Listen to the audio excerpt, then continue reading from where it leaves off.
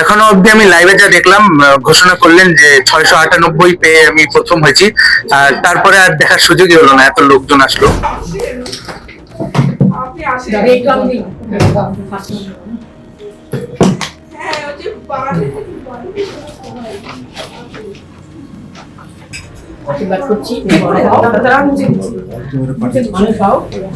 আমার নাম অভিরূপ ভদ্র। আমি সারদা বিদ্যামন্দির রায়গঞ্জ উত্তর দিনাজপুর হাই স্কুলে পড়তাম। এখনো অবধি আমি লাইভে যা দেখলাম, ঘোষণা করলেন যে 698 পেয়ে আমি প্রথম হয়েছি। আর তারপরে আর দেখার সুযোগই হলো না, এত লোকজন আসলো। পরীক্ষা দিয়ে আমি জানতাম যে ভালো হয়েছে, র্যাঙ্কের আসার মতোই হয়েছে পরীক্ষা, কিন্তু তাই যে প্রথম হব এটা কখনোই আশা করিনি, তাই আজকে বেশ ভালো লাগছে। ফেভারিট সাবজেক্ট আমার দুটো ছিল, একটা ফিজিক্যাল সায়েন্স আর একটা হিস্ট্রি। পড়াশোনা ছাড়া আমি বই পড়তাম, একাডেমিক্স এর বাইরে মনীষীদের বই পড়তাম, সিনেমা দেখতাম।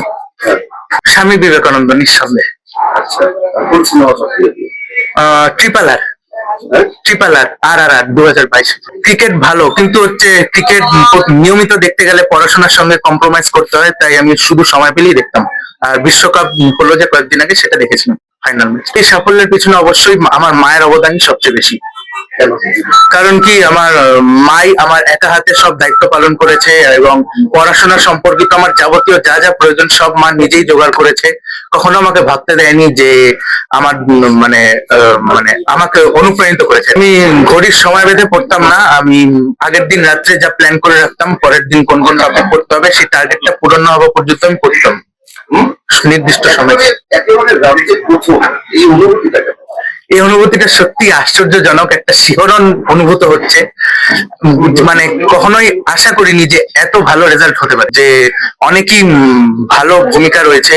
স্কুল থেকে যে সমস্ত পদক্ষেপ গ্রহণ করা হয়েছিল তা আমাদের সকলকেই অনেক লাভবান করেছে।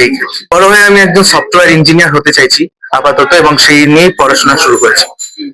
আগামী দিনে যারা পরীক্ষা দেবে তাদের উদ্দেশ্যে আমি একটাই কথা বলতে চাই, যে প্রতিদিন পড়ো, ধারাবাহিক ভাবে পড়ো। ডিসিপ্লিনটা নষ্ট হলে মেকআপ করা খুব মুশকিল হয়। না, আমি সিনেমাকে এমনি সিনেমা হিসেবে দেখি, কোনো হিরোকে আইডলাইজ করি না, তাই জন্য ডায়লগ করছি। সেরা নায়ক আল্লু অর্জুন আমি বলবো। আপাতত আমার পছন্দের মতো ভাষা জানা নেই এখন। আসলে ওর তো গার্জিয়ান বলতে আমি একা, ওর তো বাবা নেই, এবার সব দায়িত্বটা আমাকেই সামলাতে হয়েছে। এবার সেই জন্য ও বলেছে হয়তো সেই কথাটা, কিন্তু পড়াশোনার ব্যাপারটা ও নিজেই, স্কুল তো আছে, স্কুল প্রচুর ভাবে ওকে সাহায্য করেছে। আর টিউশন যারা পড়তো সেই টিচাররাও তো অনেক হেল্প করেছে, আর বাকিটা ওর নিজের কৃতিত্ব। আর 10-এর মধ্যে থাকবে সেটা ভেবেছিলাম, ও পরীক্ষা না, পড়াশোনায় ছোট থেকেই ভালো, কিন্তু স্কুলের পরীক্ষাতেও কোনোবার ফার্স্ট হয়নি।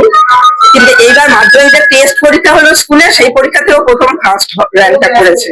এবার তারপর সেটার পর থেকে ভেবেছিলেন যে 10-এর মধ্যে থাকবে হয়তো বা, কিন্তু ফার্স্ট হয়ে সেটা 9 পর্যন্ত ওকে আমি পুরো গাইড করেছিলাম পড়াশোনার ব্যাপারটা। 10-এ আমি অতটা সময় দিতে পারিনি, আমার বুঝতে পারছেন একা সংসার সমস্ত ঘরে বারে সামলাতে হয়। আমার নিজের একটা চাকরি আছে, আমার বিভিন্ন শিক্ষা, আমি nursing staff Raiganj medical college. ওর বাবা 2020-তে, ও তখন 5-এ ফাইনাল পরীক্ষা চলে তখন।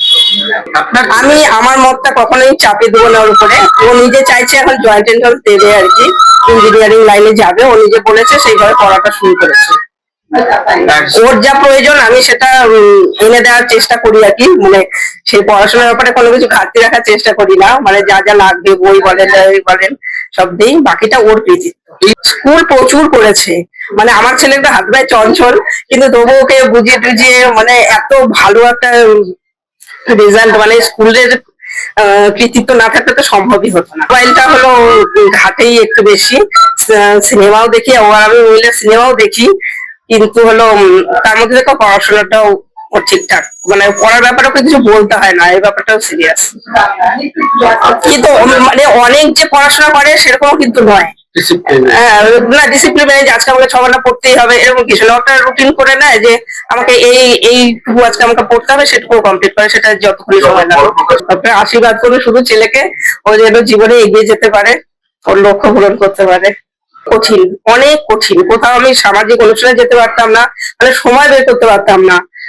এই জন্য অনেক কথা বলে, কিন্তু আমি সেগুলো ইগনোর করে গেছি। আমার কাজ, আমার ডিউটিটা কঠিন একটা চাকরি, সেটা বা আমার বাজার ঘাট থেকে আরম্ভ করে সমস্ত কাজই আমাকে একা করতে হয়।